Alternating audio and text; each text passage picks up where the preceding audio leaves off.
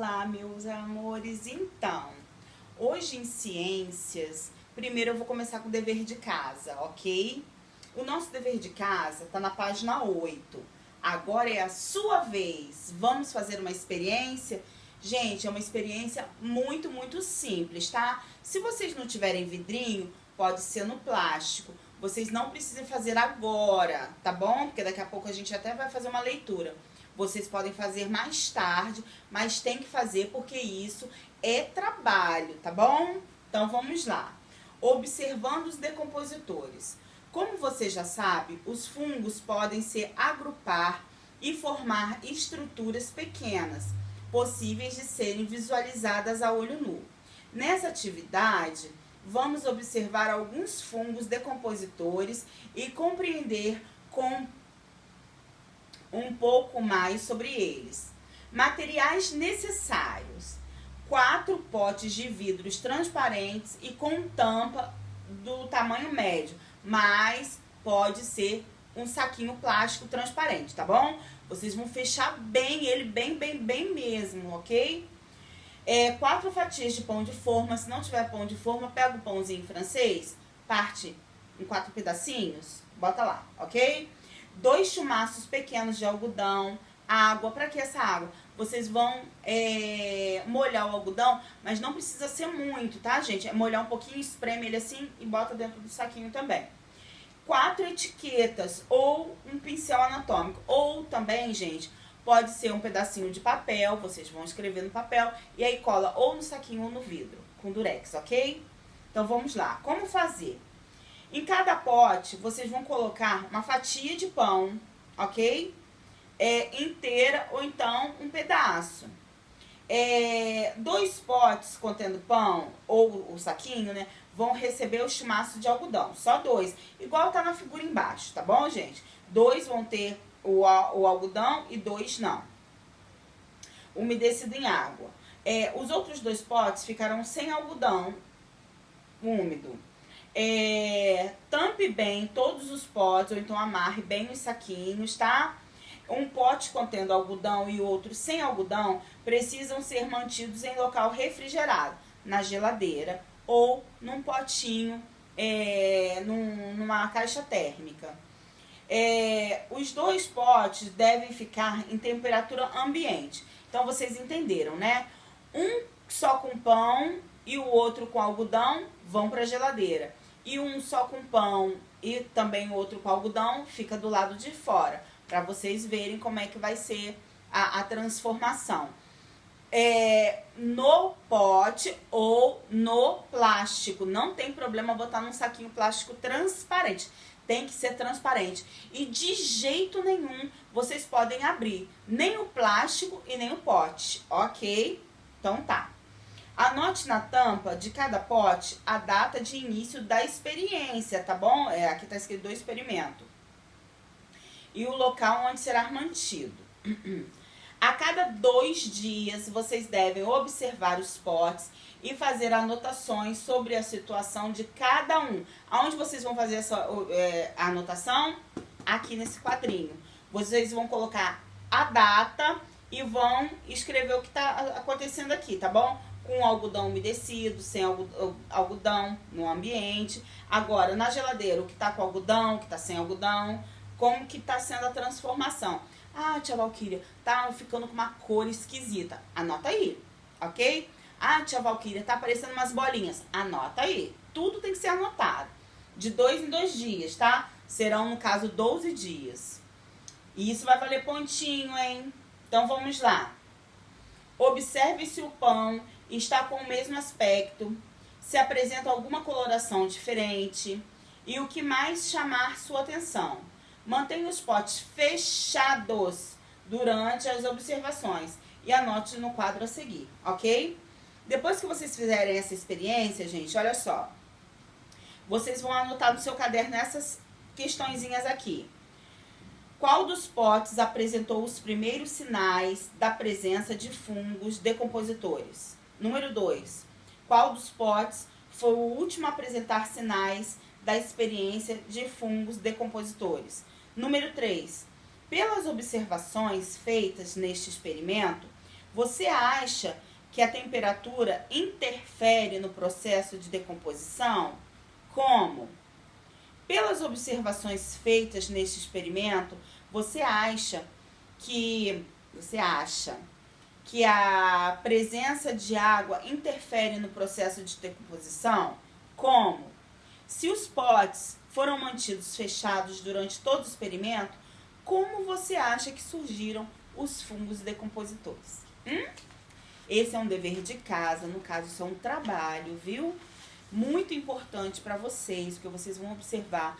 Quem não tiver o potinho de vidro, eu tô repetindo, por favor, façam num saquinho plástico transparente, aquele que a mamãe pega no mercado para botar, para colocar os legumes, as verduras, não tem aquele saquinho? Mas aí fecha bem a boquinha dele, tá bom? Pode ser com um barbantinho, pode dar um nozinho, mas tem que ser bem fechadinho. Joia? Então vamos lá para nossa aula de hoje. Começa na página 10. Cadeias alimentares. A gente já começou a ver sobre isso, né, gente? Então vamos lá. Agora que você já sabe como os seres vivos podem ser classificados quanto ao tipo de alimentação, vamos compreender o que são cadeias alimentares. Observe o esquema a seguir. Pois é, essa cobra aí, ela infelizmente come esse passarinho. Pois é. Então, mas esse passarinho, antes ele comeu essa lagartinha aí. E essa lagartinha, ela come essa folhinha. Pois é, e assim vai, sabe? Então, aí, quando esse passarinho morre, se ele morrer, sem ser pela serpente, né? Esses fungos que estão aí, ó, esses fungos e bactérias representados aí por um cogumelo, eles comem esse bichinho aí, o passarinho também, viu? Pois é. E a lagarta também. E a cobra também. É desse jeito. Vamos lá. Vou postar um vídeo pra vocês. Lá na plataforma vocês assistam, tá bom? Sobre isso também, ok? Então vamos lá. As cadeias alimentares indicam a relação alimentar existente entre os seres vivos de determinado ambiente. Ao analisar a cadeia alimentar representada na imagem, podemos compreender como os seres vivos se relacionam alimentando-se ou servindo de alimento. Existem diversas formas de demonstrar uma cadeia alimentar de modo geral. Há sempre um ser vivo produtor, consumidores e decompositores. A relação entre eles é representada por meio de setas que apontam para quem está se alimentando. Observe a seguir a mesma cadeia alimentar exibida de modo esquemático. A planta, ela, no caso, que se alimenta dela, no caso, são as larvas. Os passarinhos se alimentam das larvas e a serpente dos passarinhos, né? E todos eles são comidos pelos fungos e bactérias, que são os decompositores, verdade. Então, vamos lá. Tem que prestar atenção, gente, na leitura. Ai, tia, mas a leitura é chata. Mas tem que prestar atenção, porque aí na hora do dever vai estar tudo aqui, ó, na cabecinha. Por quê? Porque prestou atenção na hora que a tia estava lendo e leu junto com a tia. É importante estar com a apostila aberta, lendo junto com a tia. Ok? Olha, hein? Vamos lá. Os consumidores de uma cadeia alimentar podem ser classificados conforme a posição que ocupam na cadeia. Aqueles que se alimentam dos produtores, ou seja, os herbívoros, são chamados consumidores primários. Consumidores o quê? Primários, isso aí. Os que se alimentam dos herbívoros são os consumidores secundários. Consumidores o quê? Secundários, muito bem. Os que se alimentam de consumidores secundários são denominados consumidores terciários. Gente, fácil, né? Primário, secundário, terciário. Parece as cores, né? Vamos lá. E assim por diante. Observe. Virando a página 11. É a última página, prometo. Prometo. Vamos lá. Aí tá mostrando de novo, ó. Quem é o produtor aí? A planta, ela não se alimenta assim, né? Ela se alimenta dos raios solares, né? Elas produzem a clorofila, aquilo tudo que a gente já estudou. Então vamos lá. Quem são os consumidores primários aí? A larva, muito bem. Aquela minhoquinha nojentinha? Pois é. E quem são os consumidores aí secundários? Os pássaros. E a serpente, consumidor terciário.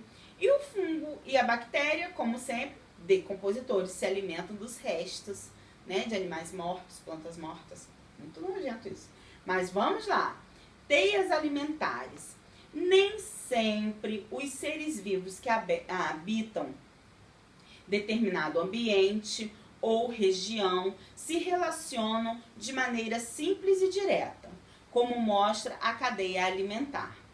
Na prática, é comum que os seres vivos sejam produtores ou consumidores, participem de várias cadeias alimentares no ambiente onde vivem.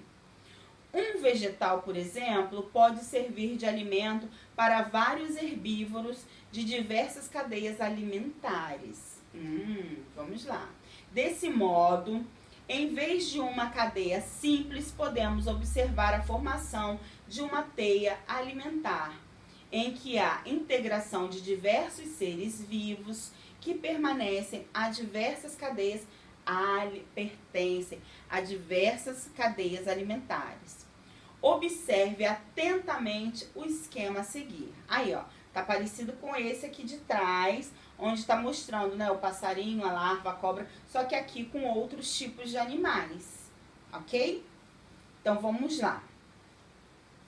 A inter-relação de diferentes cadeias alimentares formam uma teia alimentar.